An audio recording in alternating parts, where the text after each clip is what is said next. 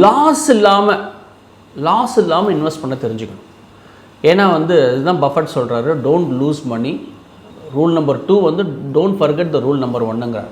பணத்தை இழக்காமல் நம்ம முதலீடு பண்ண கற்றுக்கணும். ரொம்ப பெரிய ஹை ரிஸ்க்கு எடுத்தோடனே பண்ணணுங்கிற அவசியம் இல்லை. ஓகே.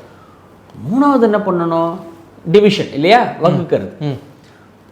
எல்லா முதலீட்டையும் ஒரே இதில் போடாமல் வகுத்து இன்வெஸ்ட் பண்ணணும். ஓகே.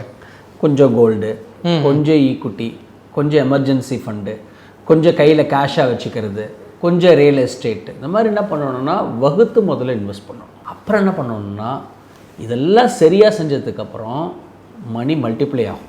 அதுதான் என்னது? மணி மல்டிப்ளிகேஷன். இந்த மணி மல்டிப்ளிகேஷனை நீங்கள் லாங்கராக பண்ணும்போது விச் இஸ் கால்ட் எக்ஸ்பனன்ஷியல். இது ஒரே ஒரு டேர்ம் பேசிக்ஸ் ஆஃப் இன்வெஸ்டிங்கில் நம்ம ஆட் பண்ணிக்கிறோம், which is called exponential.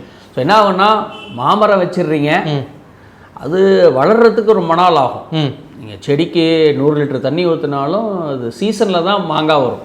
So ஒரு 6-8 வருஷம் ஆனதுக்கப்புறம் தான் மரம் வந்துச்சுன்னு வச்சுங்க. அதுக்கப்புறம் மாங்காய் காய்ச்சுது, அதுக்கப்புறம் மாம்பழம் வந்ததுன்னா அந்த மாம்பழத்தை நீங்கள் நடும்போது நிறைய மாமரத்தை நீங்கள் நட முடியும். So building tree is very difficult. விதைச்சவன் உரங்கலாம், ஆனால் வந்து விதை என்றைக்கும் உறங்காது. விச் மீன்ஸ் ஒன்ஸ் நீங்கள் மல்டிப்ளை பண்ணிட்டீங்கன்னா then the money will start making money. So இந்த பேசிக்ஸ் ஆஃப் இன்வெஸ்டிங்கை முதல்ல தெரிஞ்சுக்கணும். ஒரு உழைப்பாளர் தினத்தில் இல்லை ஒரு ஸ்விக்கி ஜொமேட்டோ ஓட்டுறாங்க, இல்லை ஒரு நார்மல் மிடில் கிளாஸ், இல்லை மிடில் கிளாஸு கீழே இருக்கிற இவங்க வந்து ஸோ நிறைய சேவ் பண்ணணும். எவ்வளோ பணம் இருந்தாலும் பத்தாது, நம்மளுக்கு ஒரு எமர்ஜென்சிக்கு பணம் உதவுற மாதிரி எதுவும் உதவாதுங்கிற அந்த ஒரு கான்செப்டை புரிஞ்சுக்கிட்டு they should do this addition, subtraction, multiplication, division, exponential. Okay. பண்ணி முடிச்சுட்டு then they should think of investing.